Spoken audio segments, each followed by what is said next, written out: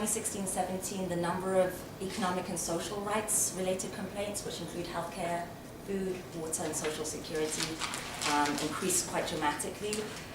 We're not surprised to see this increase and this complaint trend, given the endemic poverty that we're still seeing in South Africa and growing wealth and income inequality.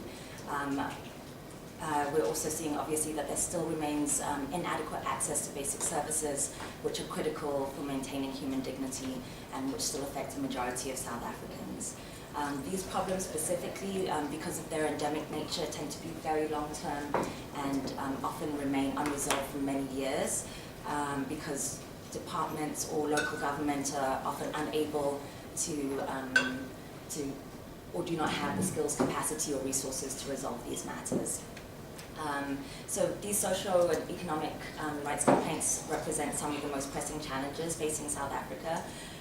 But we are also hopeful as a Commission that perhaps the increase in complaints being registered at the Commission might also be an indication that people regard the Commission as a body which is able to address these complaints. And so what is happening is that we're also attracting more complaints than we did previously. In previous years, possibly due to our advocacy events that we've been having, we've seen a lot of uptake. We've done a lot of community outreach programs. So we're hopeful that that is also a reflection of more people knowing what the Commission does and what we're capable of. The Chair has also referred to our use of alternative dispute resolution mechanisms.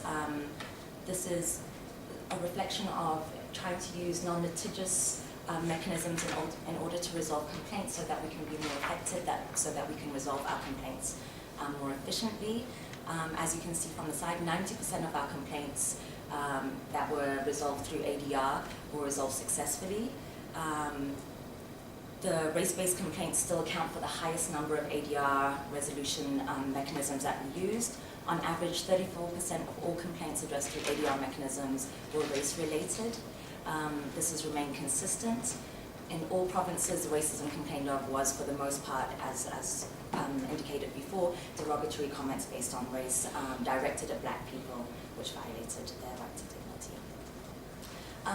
Even though we have increasingly moved towards an ADR resolutive process, we are still obviously litigating, and we've done a number of high-profile matters. I've just put on the slide a few of our matters that we've done. But most of our matters that we've litigated included racism and utterances of racial epithets, typically